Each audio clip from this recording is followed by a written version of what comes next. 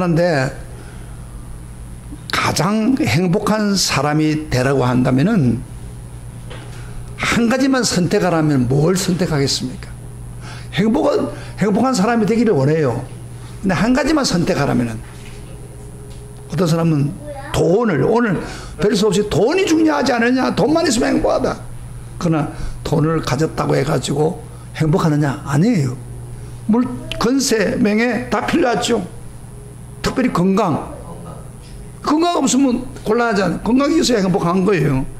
그러나 이런 것들은 행복에 도움은 되지만은 그 한 가지 가지고 우리가 항상 행복할 수 없습니다. 그러나 제가 오늘 여러분들에게 이 한 가지만 선택하면 여러분이 항상 행복할 수 있는 걸 제가 소개하겠습니다. 그게 뭐예요? 결론을 지어놓고 합시다. 항상 마음이 편하면 됩니다. 그렇죠?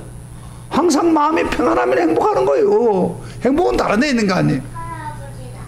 여러분, 다른 것들 아무리 갖춰도, 다 가져도 평안이 없으면 행복할 수 없습니다. 그렇죠? 그러나 좀 부족하고 모자라고 여건이 좋지 않아도 마음에 항상 평안하다면 그 사람은 뭐예요? 행복한 사람이에요. 할렐루야. 네. 그래서 오늘 이 행복을 누리고 싶습니까? 네. 오늘 말씀 잘 들으면 여러분 남은 생에 행복으로 가득 찬 삶을 살 줄 믿습니다. 네. 오늘 너무너무 귀중한 말씀입니다. 네. 자, 로마서 중에 노른자라고 할 수 있는 정도로 중요한 내용이 오늘 본문에 나옵니다. 여러분, 로마서는 참 중요한 본문, 여러 가지가 다 중요하지만 특별히 중요한 것 가로질러서 로마서 1장 17절부터 18절, 16절부터 17절, 이런 거 얼마나 중요해요. 그 다음에 또 여러분 3장에 있는 거, 3장 19절부터 26절까지 사이. 참 중요하죠. 근데 오늘 이 말씀도 노른자처럼 5장 1절부터 11절은 굉장히 중요한 말씀입니다. 로마서에서. 자, 이 무슨 내용이 있겠냐? 이것은 한마디로 믿음으로 어렵감을 받는 사람들이 이 세상에서 체험하고 누리는 그런 은혜가 무엇인가를 말씀하고 있습니다. 천국에 가서 누리는 게 아니고 이 세상에서 구원받는 사람이. 자, 그 한번 1절부터 2절 한번 우리 소리를 내서 한번 읽어보면서 무엇이 있는가 봅시다. 어떤 행복이 있는가. 자, 1절부터 2절 안에 그 요소가 다 들어있습니다. 다 같이 시작. 그러므로 우리가 믿음으로 어렵다 하심을 받았으니 우리 주 예수 그리스도로 말미암아 하나님과 화평을 누리자. 또한 그로 말미암아 우리가 믿음으로 서 있는 이 은혜에 들어감을 얻었으며 하나님의 영광을 바라고 즐거워하느니라. 믿음으로 어렵다함을 받는 사람에게는 즉시로 세 가지 놀라운 기막힌 은혜가 있다는 겁니다. 첫째 뭐예요? 하나님과 더불어 화평을 누리는 은혜. 자, 첫째 말해서요, 하나님과 더불어 화평을 누리는 은혜. 그 다음에 또 어떤 거 있어요? 믿음으로 서 있는 이 은혜에 들어가는 은혜. 믿음으로 서 있는 이 은혜에 들어가는 은혜. 아, 이거 좋죠. 그 다음에 또 하나님의 영광을 바라보고 즐거워하는 은혜. 이 세 가지 은혜. 그러니까 이것은요, 예수 믿고 천국에 가서 누리는 게 아니라 이 세상에서 어렵게 된 사람들이 누리는 축복입니다. 아주 기가 막힌 축복입니다. 그리고 3절부터 11절까지 오늘 보면 11절까지는 이 세 가지를 누리게 된 근거와 배경에 대해서 설명하고 있는 것입니다. 그래서 성경학자들은요, 로마서 5장 11절부터 11절을 한마디로 뭐라고 하느냐? 믿음으로 어렵다만 이신칭의의 결과 또는 열매라고 말합니다. 그래서 이 세 가지 이야기가 너무 귀중하기 때문에 제가 딱 오늘 설교 다 못하면, 그래서 이 세 가지를 연속해서 말씀을 하겠는데 오늘은 특별히 뭐요? 무슨 제일 앞에 나오는 거, 하나님과 더불어 합행을 누리는 은혜. 이건 너무 중요한 것입니다. 이 말씀을 오늘 집중해서 제가 말씀드리려고 합니다. 사실 우리 인간이, 제가 죄에 대한 이야기를 쭉 하면서, 우리 인간의 죄에 대한 이야기를 하면서, 죄를 지어서 우리 인간은 하나님과 평화로운 관계를 가질 수 없는 존재가 되었다고 그랬습니다. 그래서 우리는 심판을 피할 수 없는 죄인이 되었습니다. 다시 말하면 거룩한 하나님과 죄인인 우리가 서로 가까이 접근할 수 없는 상극 관계였습니다. 죄를 지음으로써. 그래서 이 사실을 오늘 본문에 보면은 10절에 이렇게 표현합니다. 곧 우리가 원수 되었을 때, 그렇습니다. 원수 되었을 때. 하나님과 우리 사이가 원수 되었다는 겁니다. 여러분, 하나님 누구예요? 우리의 창조자입니다. 그럼 우리는 누구예요? 피조물입니다. 그런데 하나님과 우리 사이에 창조물 앞에서 피조물의 행편없는 약자인 우리가, 그 둘 사이가 무서운 원수지간이 되었다, 그 말이에요. 창조자 앞에서 우리가 원수가 되었다면 우리가 평안할 수 있습니까? 절대 평안할 수가 없는 거예요. 그게 우리 죄를 지은 우리 인간의 위치입니다, 그게. 그러나 우리가 예수를 믿자 말자 우리 하나님 사이의 관계는 말로 행할 수 없는 기적이 일어났습니다. 하나님께서 더 이상 죄인이라고 부르지 않고 의인으로 부른 겁니다. 예수 믿는 것 때문에 의인으로 부른 거예요. 예, 의인으로 부른다는 말은 무슨 이야기냐면요, 만약에 우리가 죄인으로 남아있으면 하나님과 적대관계인데, 의인으로 부른다는 말은 적대관계를 하나님이 청산했다는 겁니다. 할렐루야, 아멘. 청산했다는 거예요. 그래서 우리를 의인으로 보는 순간에 우리와 원수관계가 아니다, 적대관계가 아니다는 것을 청산하는 의미입니다. 그뿐 아니라 하나님께서는 나아가서 우리를 사랑받는 하나님의 자녀 위치에 세워주었습니다. 더 이상 하나님 무서운 진노의 분이 아니고 항상 얼굴을 마주 대하고 다정하게 사랑을 주고받는 아빠와 자녀의 관계가 형성된 것입니다. 이것이 바로 한마디로 하나님과 더불어 합행하는 관계입니다. 할렐루야, 할렐루야. 지금 우리가 그렇게 됐다는 거예요.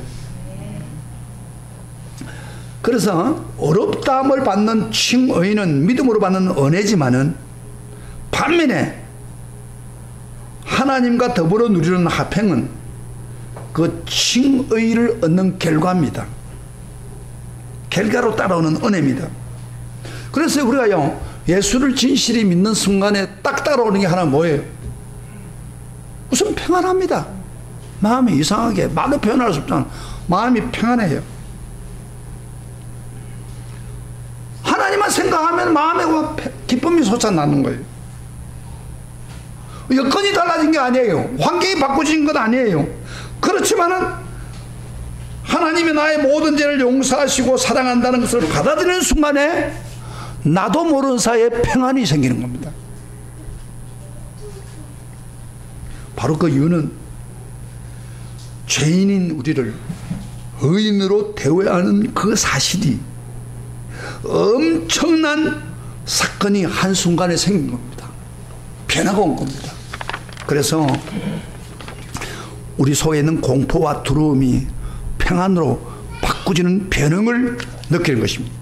그러므로 예수를 믿는 데는 이런 평안이 찾아오지 않는다면, 예수를 믿는데도 평안이 찾아오지 않는다면 무엇인가 잘못된 믿음을 가지고 있기 때문입니다. 합행은 어렵다 받는 칭의의 계획을 반드시 나타난 것입니다. 믿음으로 어렵다함을 받는 사람에게는 반드시 하나님과 더불어 누리는 은혜가 저절로 따라오는 것입니다. 거기 바로 평안이에요. 합행이에요. 다시 보세요. 합행이 어떤 특별한 일을 해서 주는 게 아니에요. 하나님이 내가 예수 믿음으로 말미암아 그 결과로 자동적으로 합행이 주어진 거예요. 할렐루야. 자, 자체를 보세요. 그런데 내가 예수 믿는데도 마음 평안이 없다, 화평이 없다, 그건 잘못 믿고 있는 거예요. 뭔가 문제가 있는 거예요. 그래서 우리가 어렵다함을 받는 순간에 자동적으로 하나님 주신 화평이 우리에게 오는 것입니다. 할렐루야, 할렐루야. 이 복에 대해서 오늘 설명하는 거죠. 오늘 기독교인들이 이 화평을 잃어버리는 경우가 많아요. 이 화평을 누리지 못하고 있단 말이에요. 화평이라는 게 다른 말로 하면 아까 평안이에요. 행복을 누리게 돼 있어요, 우리는. 1절을 다시 한번 봅시다. 1절은 이야기하죠. 1절은 뭐예요? 그러므로 우리가 믿음으로 어렵다함을 받았으니, 그 다음에 우리 주 예수 그리스도를 말미암아 하나님과 화평을 누리자 그랬죠. 누리자.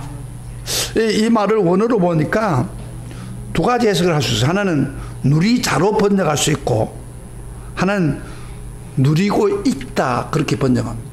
이게 보통 우리 번역에서는 누리자 그런데 틀린 것도 아니에요.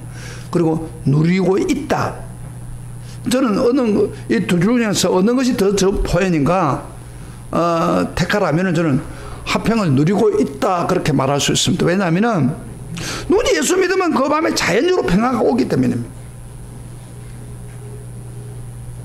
누리고 있다 하는 것이 훨씬 자연스럽습니다. 그러나 화평을 누리자 하면 좀 이상한 느낌이 들어요. 잘못하면 무슨 말이냐면 우리가 화평을 거절할 수도 있고 받아들일 수 있다는 그 뉘앙스가 품기 때문에 하나님께 누리는 화평은 원한다고 찾아오는 은혜가 아니거든요.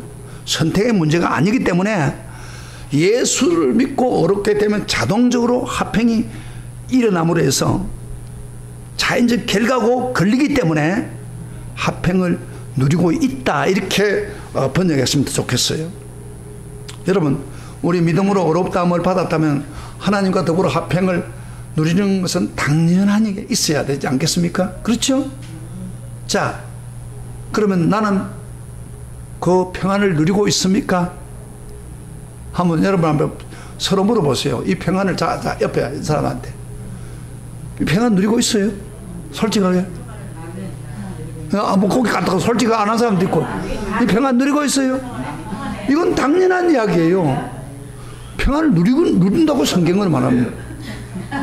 그런데 이 평화가 없다. 그럼 뭐가 문제가 있는 거예요? 하나님 거짓말하지 않습니다. 이 평안을 우리에게 주었습니다. 이 평안은 놀라운 것입니다. 아무리 몸이 괴롭고 고달프고 가슴속에 은은히 괴로워도, 몸이 아파도 가슴속에 은은히 전달해 오는 평안입니다. 아무리 가난해도 우리 가슴속에 풍족하게 채워지는 평안입니다. 아무리 힘든 일이 있고 태산처럼 쌓여 있어도 촉촉이 가슴을 적시는 평안입니다. 이 평안이에요. 이건 어떤 환경과 상관이 없이 우리에게 제대로 믿기만 하면은 그 평안이 스며드는 평안입니다. 여기 좀 에어컨 보세요. 밖에는 더워요. 그럼 에어컨을 켜놓으니까 어떻게 돼요? 이 시원함이 흘러들어가잖아요. 꽃 같은 거요. 켰기 때문에. 그냥 우리가 예수님 앞에 구원받고 믿고 어렵게 되었다면은 자동적으로 평화가 스며드는 것입니다. 그래서 어떤 성도는 너무 감동이 돼가지고 이런 노래를 보였죠.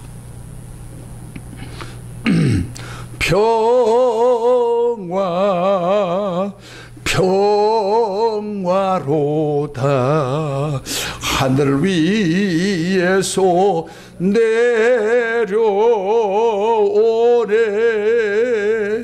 그 사랑의 물결이 영원토록 내 영혼을 덮어소서.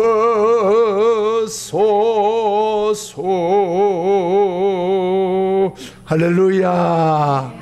하늘에서 내려온 평화입니다. 주님이 주시는 평화입니다. 그 평안이 있는 게 정상적인 우리 성도의 자세입니다. 당신은 하늘로부터 오는 놀라운 평화 있나요? 믿음으로 구원받는 결과로 주어진 화평, 이 화평이 계속 있으면은 우리는 행복한 사람입니다. 행복한 사람 멀리 있는 게 아니에요.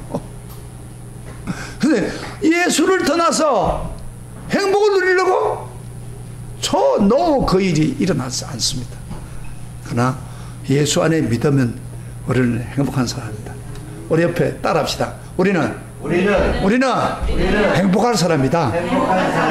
제대로 믿으면 행복을 누리는 사람이다. 그런데 이게 아니면은 잘못 믿고 있는 거예요.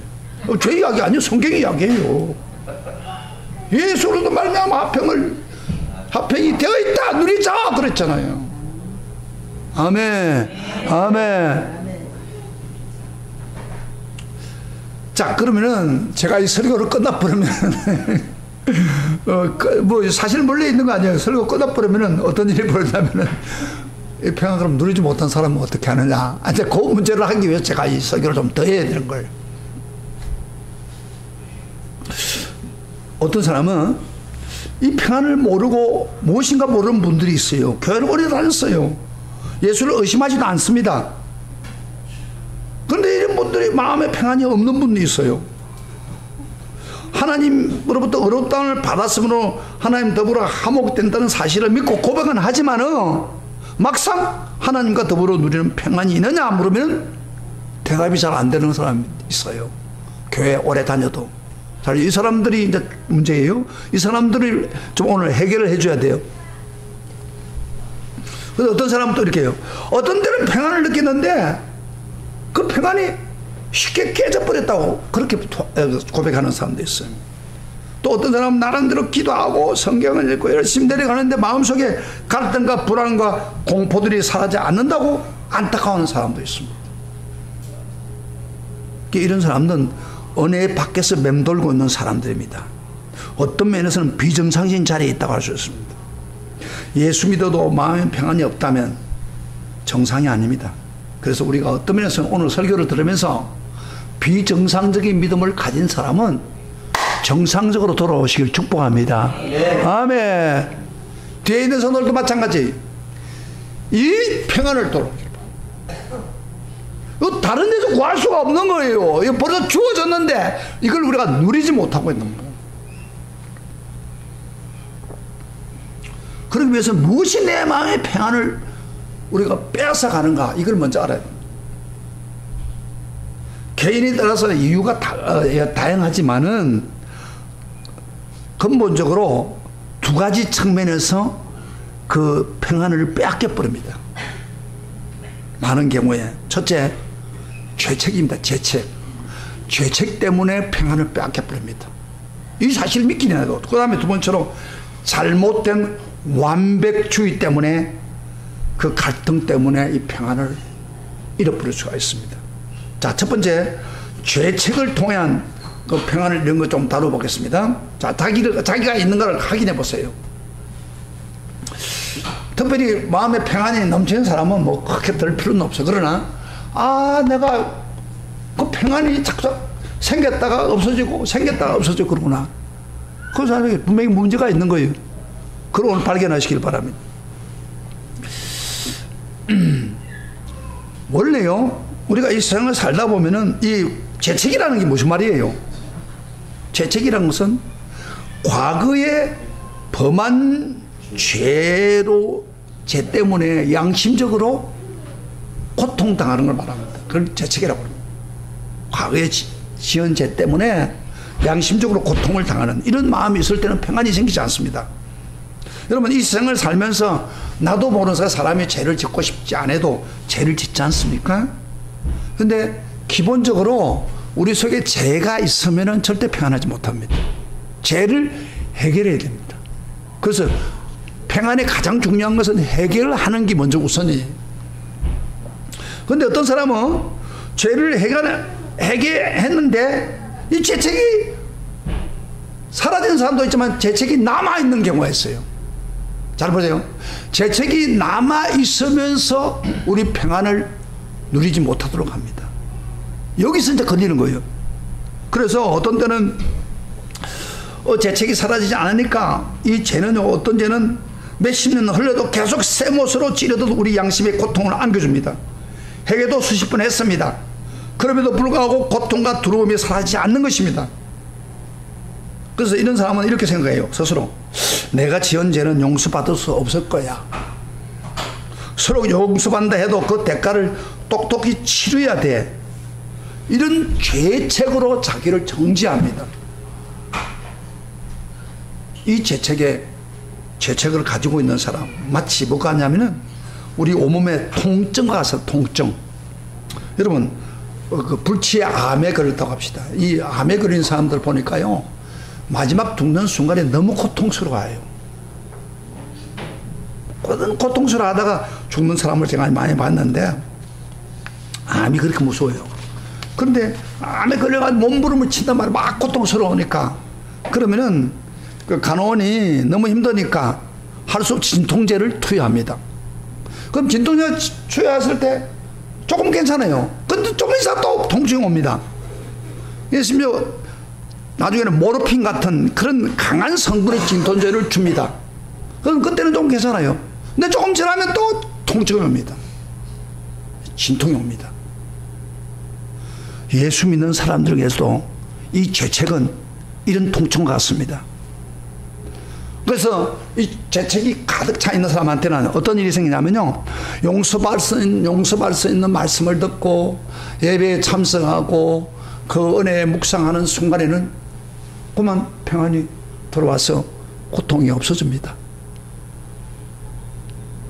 그런데 조금 지나면 또 통증이 옵니다. 죄책 때문에. 그래서 무슨 일이 생기면요, 불안감이 오고 조그만 사고가 생기면은 자기 죄값이라고 서로 정죄하고 잠재적 중에 무엇이 좋지 않은 불안감이 떠나지 않습니다. 이런 죄책. 이것은 자기가 자기를 용서하지 못하는 영혼의 고통이라고 말할 수 있습니다. 그래서 이 죄책에서 자유를 얻지 못하기 때문에 이런 사람에게는 평안이 전혀 있을 수 없습니다. 교회를 아무리 다녀도 진정한 평화가 없는 거예요. 자, 혹시 여기에 속한 사람 여러분 아닙니까? 그 다음에 또 한 가지 더, 이 우리 속에 있는 합행을 해치는 두 번째 요소는 잘못된 완벽주의입니다. 완벽주의란 게 뭐예요? 내가 믿음으로 어렵다고 얻었는데 자주 자기 삶 속에 노출되는 옛 자아, 죄의 추태를 못 보는 버릇입니다. 이게 완벽주의. 자기가 내가 예수 믿고 바로 살아야 되는데 죄를 진다 이 말이야. 그걸 못 견디는 거예요. 원하는 만큼 걸어가고 싶은데 그렇지 못할 때 마음에 갈등이 생깁니다. 그러니까 평안을 빼앗아갑니다. 자기가 예수 믿는 사람과 예수 믿지 않은 사람 비교해 볼 때 뭐 다를 바가 없다 하는 그런 것에 대해서 그냥 고역적일이 날 정도로 괴로워합니다.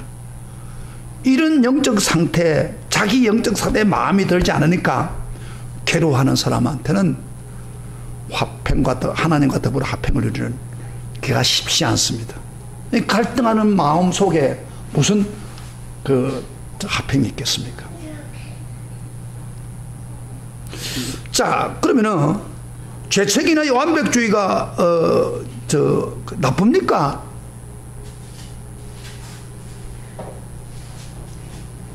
아닙니다. 그럼 나쁜 건 아니에요. 오히려 바람직하고 영적 예민함은 보여주는 겁니다. 이 죄책이나 완벽주의. 근데 어떤 사람은 죄책도 없는 사람이 있어. 감각도 없는 사람. 죄지어 놓고 조금도 감각이 없는 그런 사람들보다도 낫습니다, 사실은. 그러나 이 영적 그 죄책고 잘못된 완벽주의에 있으면은 문제는 내 영혼에 있는 평안을 빼앗아간다는 것입니다. 그래서 그 사람은 신앙생활 안 하는 것도 아니에요. 이 죄책과 잘못된 완벽주의가 나쁘다고 보다도 그 사람의 행복을 누리지 못하도록 살아가는 삶을 선택하고 산다는 것입니다.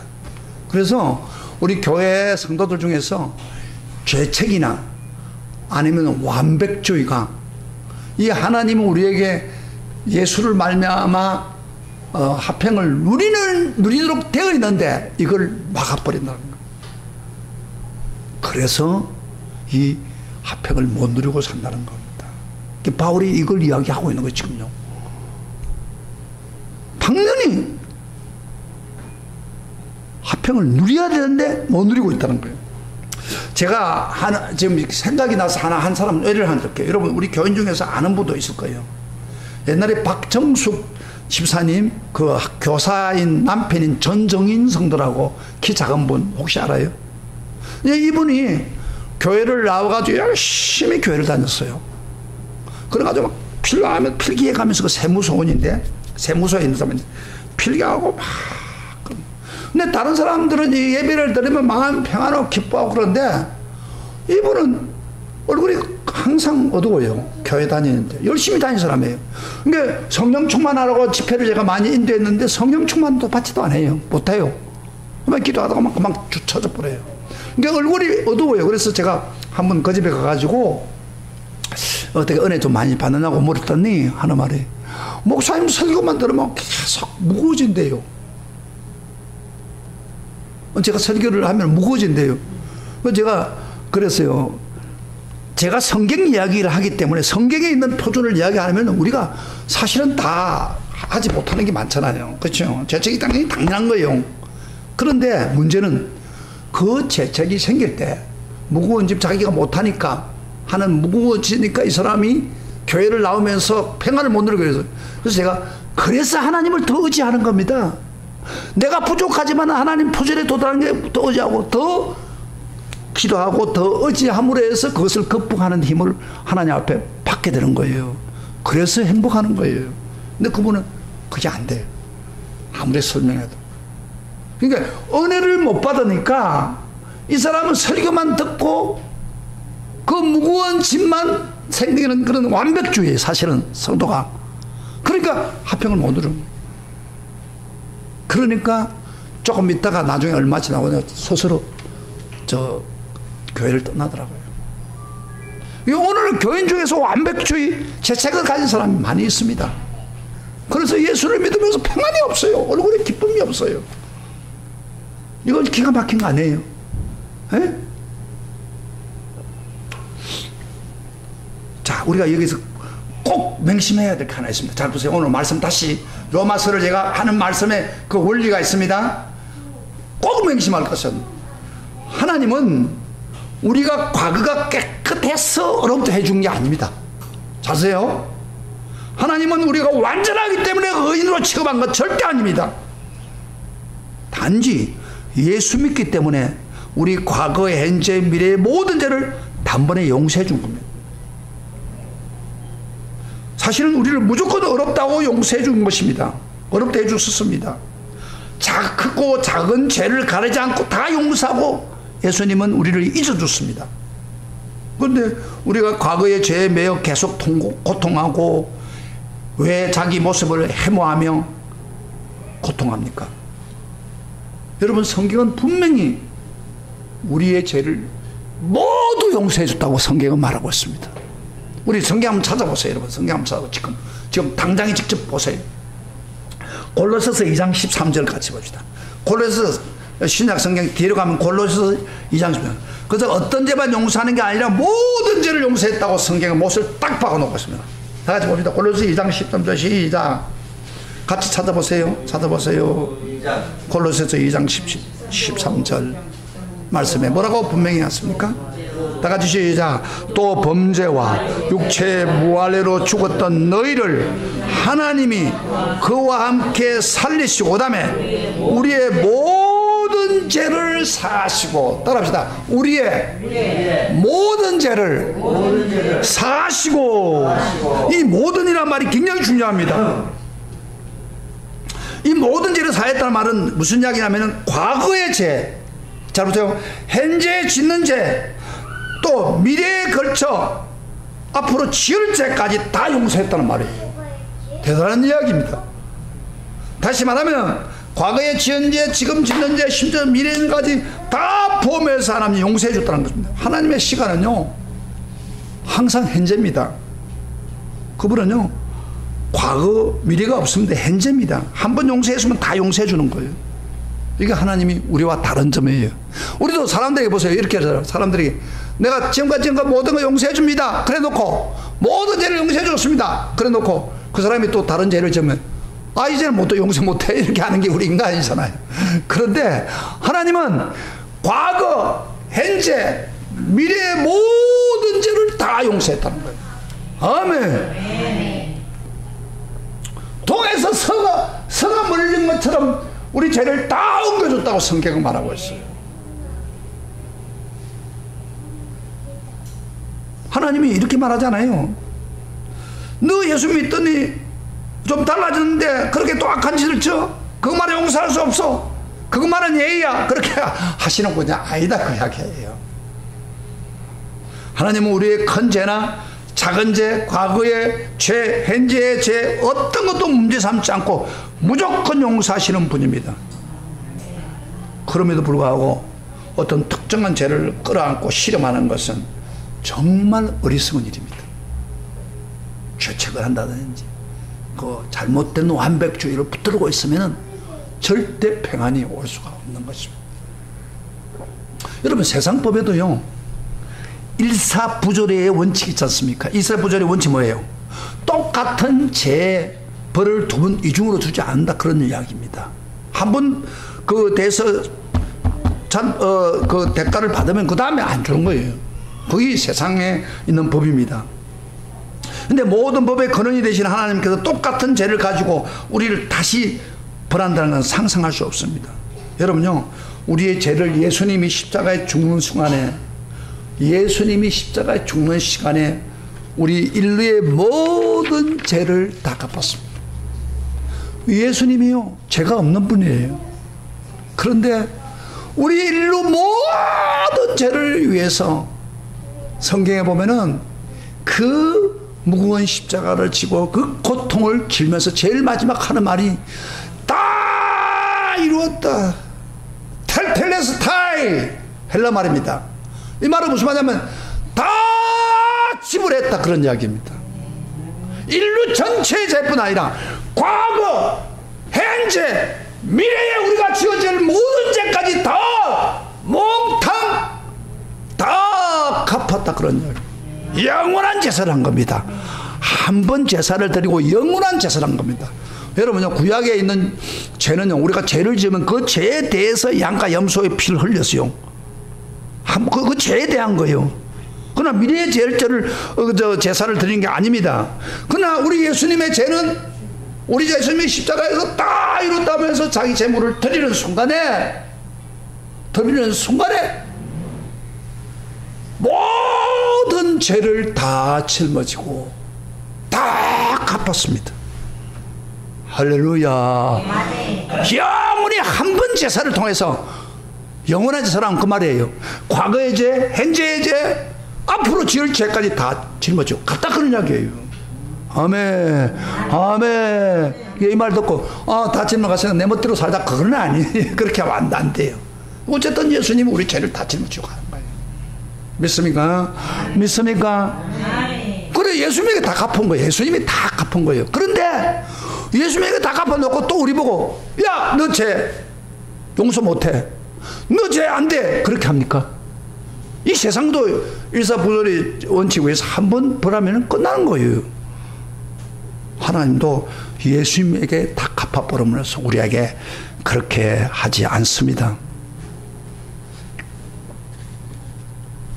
자, 그러면 오늘 구체적으로 하나님과 더불어 화평을 적극적으로 누릴 수 있는 비결을 오늘 본문에서 좀 잠깐 봅시다. 본문에서 자, 정말 적극적으로 화평을 적극적으로 누리는 비결에 대해서 말씀합시다. 1절 다시 보세요. 1절 다시 한번 읽어보세요. 시작. 그러므로 우리가 믿음으로 의롭다함을 받았으니 우리 제 예수 그리스도로 말미암아 하나님과 화평을 누리자. 근데 화평을 누린다고 해놓고 앞에 뭐가 있어요? 비결을 이야기합니다. 누구를 통해서? 우리 주 예수 그리스도로 말미암아. 비결이 뭐예요? 바로 화평을 누릴 수 있는 비결이 뭐 때문에? 예수님 때문이라는 겁니다.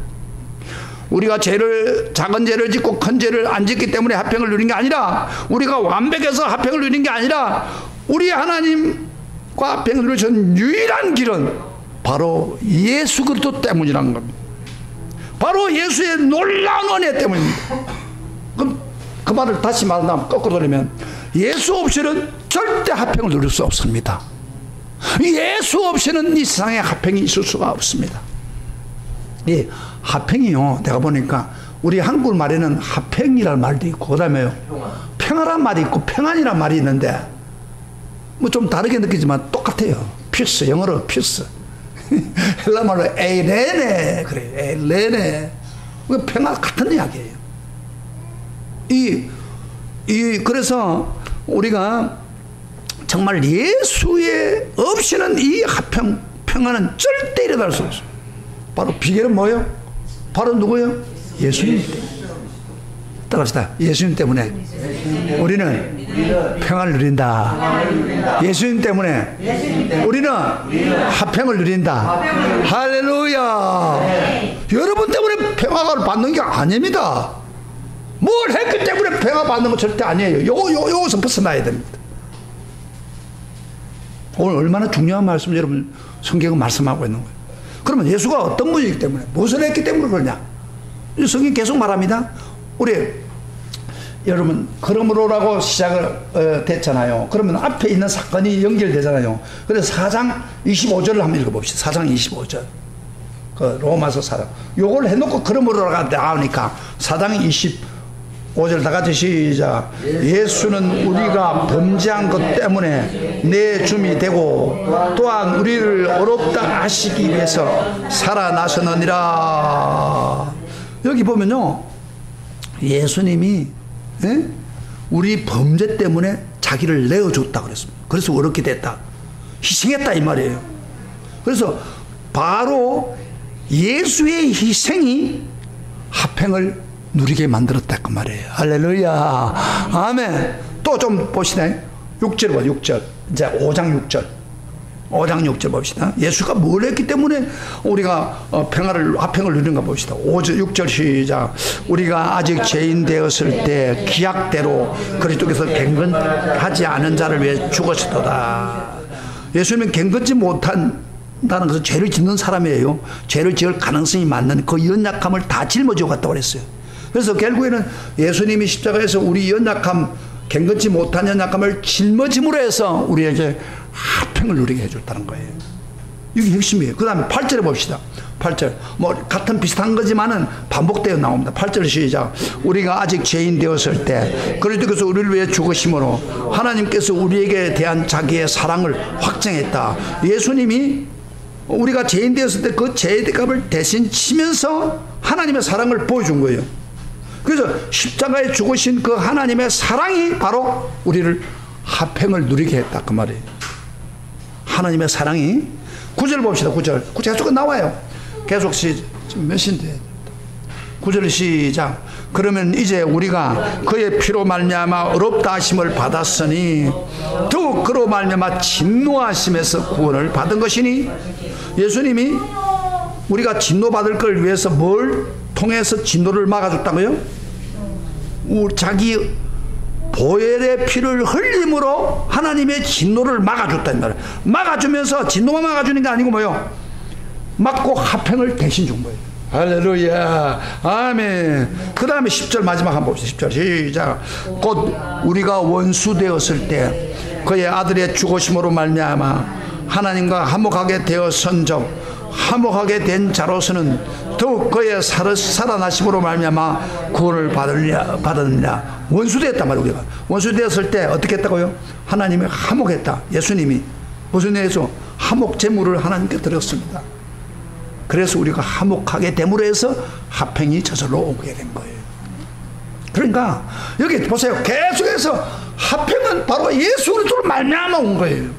이게 우리에게 주시는 행복은 바로 예수 그리스도를 통해서만이 오는 거예요. 할렐루야. 그분의 죽으심, 그분의 희생함, 그분의 피, 이것을 통해서 우리가 화평을 누리게 되었다 이 말이에요. 할렐루야. 그러므로 우리의 평안은 어디서 왔다고? 전적으로 예수 그리스도. 그가 준 은혜요 선물입니다. 요걸 어떻게 한다. 이 화평을 주는 것을 제대로 모르다 보니까 화평을 누리지 못한 거예요. 예를 들어 이 집이 여기 있는데 에어컨을 안 켜놓고 계속 그만 불만 켜놨다면 어떻게 될까요? 조그만 애들만 모여있다면 어떻게 됐어요? 에어컨 켤 줄 모르니까 어떻게 돼요? 더워서 있을 거예요. 그러나 에어컨을 켜면 저기 에어컨이 들어 나온다고 생각하니까 시원한 거예요. 그래서 하니까 우리가 구원받는 거, 화평을 누리는 것은 누구에게 있다고요? 누구로 말미암아? 금방 이야기했죠. 다 같이 시작. 우리가 화평을 누리는 것은 누구 때문에? 예수로 말미암아 나오는 거예요. 예수로 말미암아. 우리의 행복도 어디서 온다고요? 예수로 말미암아. 아멘. 이게 우리 마음에 꽉 박혀야 됩니다. 죄책을 한다든지 완벽주의로 그걸 막으면 안 된다 그 이야기. 그런데 그럼에도 불구하고요, 평안을 누리지 못한 이유는 우리 자신이 예수님을 붙잡지 않아요. 우리가 하나님 앞에 갈 때는요, 비중을 예수님에게 두지 않고 어떤 사람들은 바로 하나님 앞에 1대1 대면하고 갑니다. 죄를 지을 때 하나님 앞에서 자기를 생각해 보는 거예요. 여러분 생각해 보세요. 하나님 앞에서 예수 없이 예수 이름으로 공로를 한다면서 하나님 앞에 가면, 거룩한 하나님 앞에, 죄 없는 하나님 앞에 우리가 갔다고 합시다. 우리 죄 있는 사람이 같으면 두려움밖에 없어요. 진노밖에 없는 거예요. 옛날에는요, 심지어 예수님의 제사장들이, 레인 제사장들이 하나님 앞에 가서 예배를 드릴 때 하나님이 원하지 않는 불을 들이다가 적사해서 죽었습니다. 하나님 앞에. 그래가지고요, 제사장 아들을 둘이가 완전히 적사해 죽었습니다. 그냥 하나님과 우리와 딱 대면하면요, 두려움밖에 없습니다. 공부밖에 없습니다. 근데 많은 경우에 사람들이 기도하면서 하나님 앞에 간다고 그래요. 예수님은 제 옆에 놔놓고. 그러면 안 돼요. 그래서 우리는 항상 예수님 앞에 갈 때 뭐가 필요해요? 하나님 앞에 갈 때 단독으로 가지 말고 누구요? 예수 그리스도를 이름을 가지고 예수 그리스도를 붙잡고 가는 거예요. 그래야 그 예수님 때문에 우리가 어렵게 되는 거예요. 예수 안에서 우리 자신을 보는 거예요. 내 죄를 생각할 때도 예수님 안에 나 자신, 예수님 안에 있는 나의 죄를 볼 줄 알아야 돼. 자기를 정죄하기 전에 예수님이 나를 위해서 죄값을 치른 것을 먼저 생각해야 된다. 그래서 여러분 로마서 8장 1절에 보면 이제 그리스도 예수 안에 있는 자에는 결코 정죄함이 없다 그러죠. 이 말은 무슨 말이에요? 예수 안에 있으면은 결코 심판 안 받는다 그 말이에요. 예수 안에 있는 거예요. 그래서 우리는요, 예수님을 보는 것이 바로 자기를 용서하는 길이에요. 화평을 누리는 길이에요. 죄책이 일어날 때도 예수를 봐야 돼. 불안점 때문에 괴로워할 때도 적극적으로 예수를 봐야 돼. 화평을 하려고 하면은, 화평을 누리려면 쉬지 말고 믿음의 주요 온전한 예수만 바라봐야 돼. 그러면요, 평화가 우리에게 흘러 들어오는 거예요. 여기 비결이에요. 화평을 누리는 길이에요. 그러면 우리가 부족해도 예수님을 통해서 화평이 우리에게 쏟아져 내려오는 거예요. 이 진리를 모르고요, 사람들이 하나님 앞에 자기만 쳐다보고 하나님 앞에 가가지고 어떻게 그 문제를 해결하는데, 예수를 안에서 봐야 돼요. 따라합시다. 우리는 하나님 앞에 갈 때 예수 안에서 우리를 보아야 된다. 아멘. 예수 안에 모든 문제가 다 해결된 거예요. 예수님이 십자가 죽으면서 완전히 한 번으로 우리 죄를 다 용서해 줬고 화평의 길을 일어났다 이 말이에요. 예수를 믿으면서 그렇게 안 믿는 사람이 있다니까요. 그러니까 예수 믿어도 화평이 없는 거, 기쁨이 없는 거예요. 답답한 거 아니에요. 여러분, 심지어 목사 같은 사람도, 목사도 이걸 누리지 못하고 있는 사람도 있어요. 제가 하나 소개해 줄게요. 그 아르헨티나 유명한 목사인데 후안 카르로스 오르티즈라는 목사가 있어요. 이 사람이 굉장히 그 아르헨티나의 교회를 부흥시키는 데 큰 영향을 주는 목사인데, 그가 책 썼는데 얼마나 유명한지, 제자입니까? 하는 책 봤습니까? 제자입니까? 그분이 쓴 책이에요. 근데 이분이 책을 통해서 간증한 내용인데, 그 목회를 하는 가운데, 목회도 하고 저술 활동도 하고 교수 역할을 하는 가운데서 굉장히 이 사람이 편두통이 심하게 났습니다. 머리가 아픈 거예요. 그래가지고 편두통이 생기니까 때로는 심하면 발작을 하고 정신착락증에 걸릴 정도고 심했다는 겁니다. 이 사람이 편두통에. 그래가지고 강단에서 설교를 하다가 편두통이 너무 심하니까 기절을 할 정도로, 실려갈 정도로 편두통이 심했대, 이 사람이, 목사님이. 그래서 그가 세계적으로 유명한 의사라든지 좋은 약을 먹었지만 소용도 없었고, 또 신유의 은사를 받는 사람의 기도를 많이 받았지만은 차도가 나타나지 않았습니다. 그런데 어느 날 그가 성경을 보는데 골로새서 오늘 2장 13절에 있는 말씀, 모든 죄를 사했다는 말씀이 마음에 확 들어온 거예요. 그래서 그가 기도를 이렇게 했다 합니다. 하나님, 그러면 우리의 미래에 지을 죄까지 용서해 주십니까? 그리고 또 내가 과거에 그렇게 힘든 모든 죄를 다 용서해 주십니까? 그러더니 하나님 음성이 마음에 들어오기를 하는 말이, 그러면 야, 너 설교하는 목사가 아니냐? 이때까지 그것도 모르고 있느냐? 그러더래요. 그런 음성이 들어오는 거예요. 이 어리석은 자야, 아직도 그걸 몰라? 그러더래요. 이 사람은 예수 믿으면 모든 죄가 용서받는 이론적으로 알아요. 그러나 실제적으로 용서를 받아본 적이 없는 거예요. 그래서 이 사람에는 유명한 설교자고 신학 교수지만은 그 하나님이 주시는 화평을 누리지 못했어요. 그런데 이 사람 또 완벽주의입니다. 자기 자신의 은행 심사를 마음에 안 들어서 늘 괴로워하고, 자기 성품이 안 좋아서 행편없는 걸 보고, 그리고 안타까워하고 과거죄를 생각하며 막 치가 떨리고, 현재 허물을 생각할 때마다 용납을 못하는 완벽주의예요. 그러다 보니까 얼마나 괴롭겠어요. 그때 하나님 음성이 들려옵니다.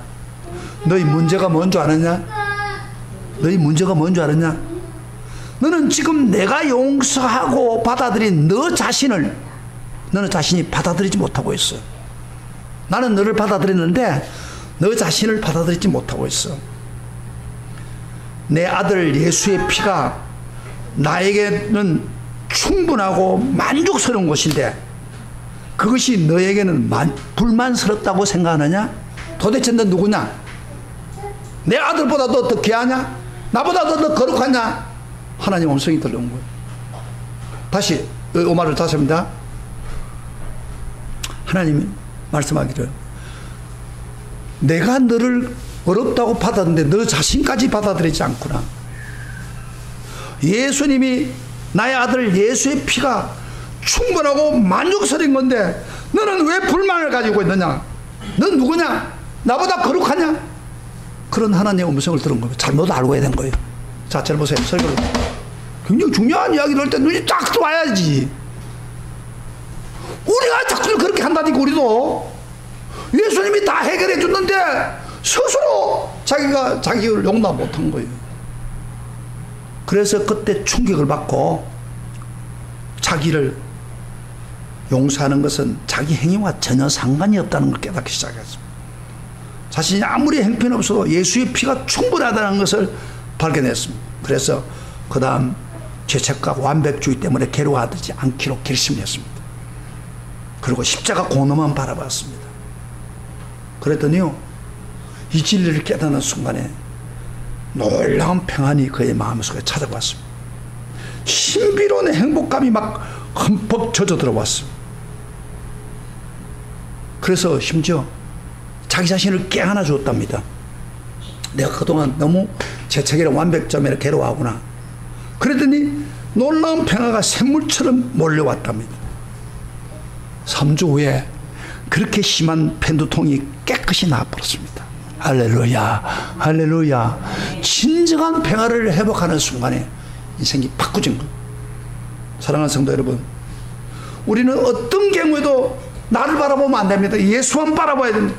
오직 예수 그리스도로 말미암아 우리가 하나님의 화평을 누린다는 사실을 한시도 잊으면 안 됩니다. 아무리 사랑 많은 하나님일지라도 예수 없이 하나님 봐서도 안 됩니다.